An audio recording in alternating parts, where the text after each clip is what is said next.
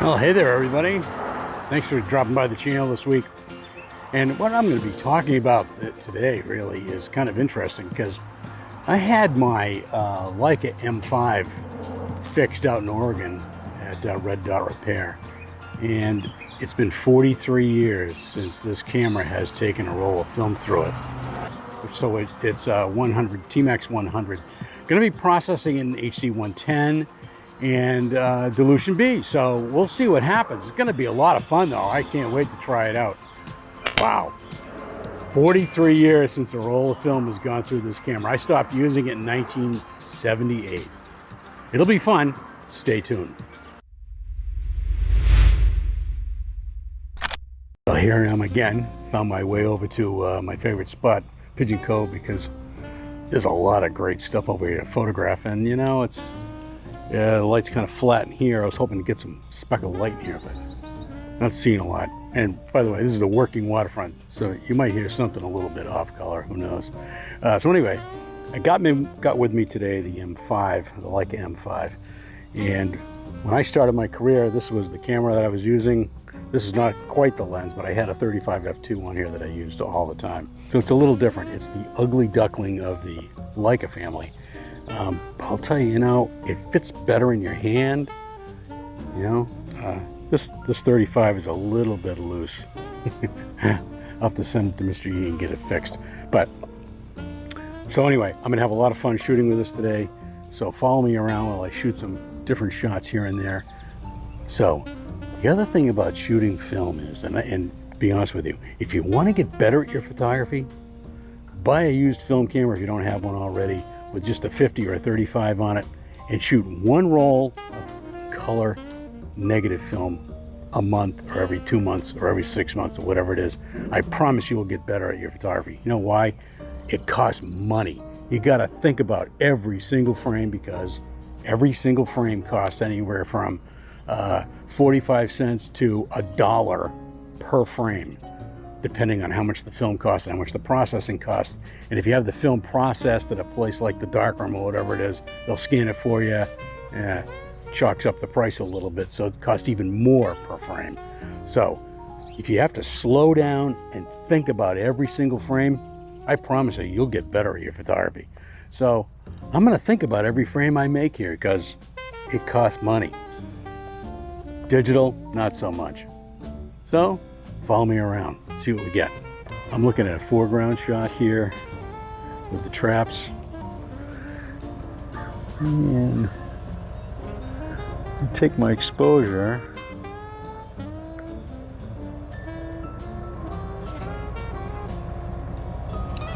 So f11 at 250. And the interesting thing about this camera is that the light meter pops up when you advance the advance lever like this. So that's what turns on the light meter, and it turns off after you take the shot. Kind of interesting. All right, so I'm going to take another shot, but I'm going to open it up a stop.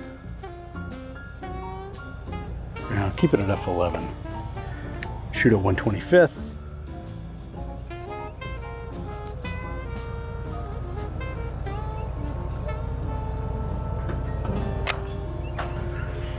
Kind of interesting. Now, all of these images have been processed by myself and scanned by myself in a Nikon Cool Scan 4000. If I had the opportunity to scan them in a glass carrier scanner, that would be great, but I don't have that opportunity. So sometimes they get a little bit of funky on the edges, but for the most part, I think they came out great.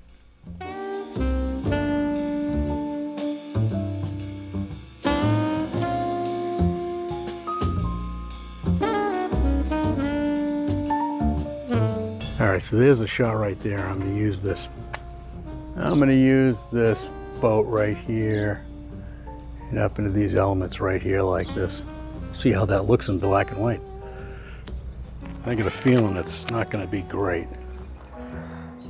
All right, so I have to shoot at f8.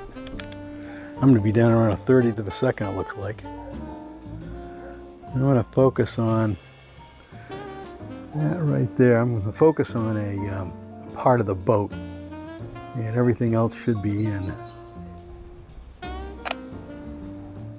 So a 30th of a second at f8 was not enough to carry it all the way through for a depth of field, unfortunately.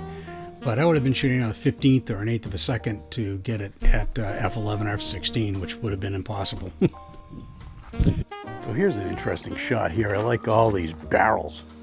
These barrels all have rope in them, so it's going to be a cool shot. I'm going to shoot like this, I think. I want to try and get this tree in here. We'll see what happens. Got my exposure somewhere around 250 at 11. Yep.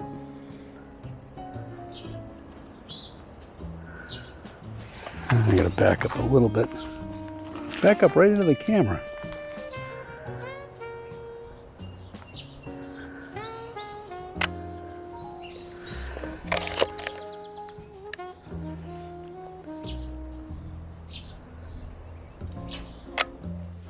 Boy, this is my favorite shot.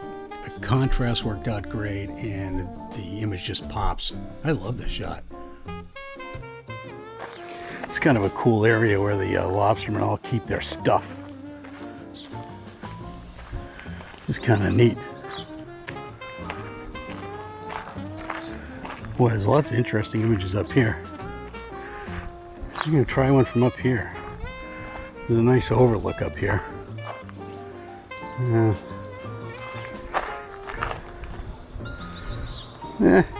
Why not? It's only $1. Now, let's see. Yeah, we get power lines in the way and everything. And it's $1. No, I don't think so. So this is kind of a cool shot here. Since the lobstermen have been working hard to get all their traps and all their buoys and everything ready, all their gear. This stuff is all, some of it's all newly painted, but some really interesting lines going on here. So this, I'm going to try this shot. It'd probably be better in color, but I'm going to try it in black and white because that's what I got in the camera. And I'm going to focus on the edge of these traps right here.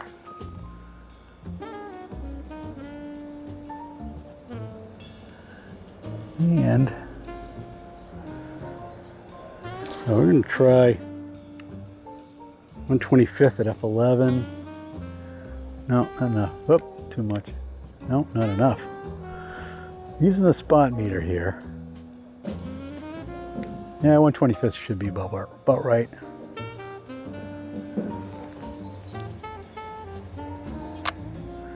So I found that I was picking the underexposed exposure for some reason, and I think it's because I didn't trust the light meter and I tend to bracket a little bit. But at 2/50th of a second, it came out great. The latitude of film is so much less than digital, so you got to think about your shadow detail and your highlight detail a little bit more. With digital, you got that histogram you can look at, but this is so different. You really got to concentrate on what you're exposing for, and it's actually kind of nice that this camera actually has a spot meter and not a matrix meter in it, which is kind of cool.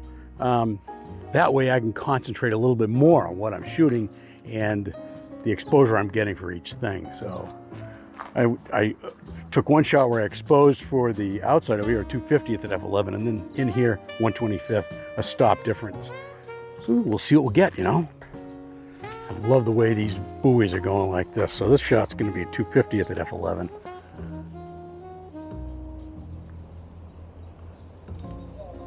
And a little bit less. I'm going to try 1/25th.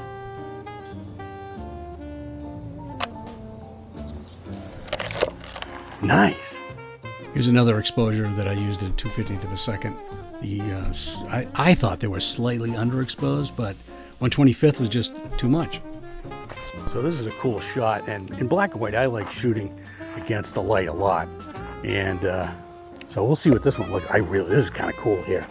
Get down here low like this against the light, 1/25th at f11. Actually, this would be a really cool shot in color too. Don't have that option. Now let's get back up a little bit more. I'm using the foot zoom today. All All right, that gives me a little bit of room to crop. So, nice. I love that. Nice shot. Perfect shot in black and white. A little bit of contrast going on against the light.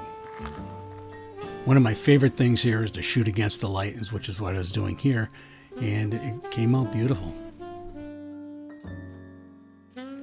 So we only got a couple of frames left here. I took some shots with this camera up in Maine, so included in this particular video, I'm going to include some shots from Maine. So that'd be kind of fun. This is the only shot that I really liked from the Maine trip that I shot with the film camera, and it was when the light was on bug light, so it was great. But I really liked the way it came out. It's very similar to the one that was done in Silver FX Pro conversion from the color image. Hey, so if you like this video, please give me a like. That would really help my channel out a lot. And subscribe and give me a comment. That would be also great. Thanks for dropping by the channel this week. Had some great stuff here with the black and white film. And that's it for this week, and we'll catch you next time.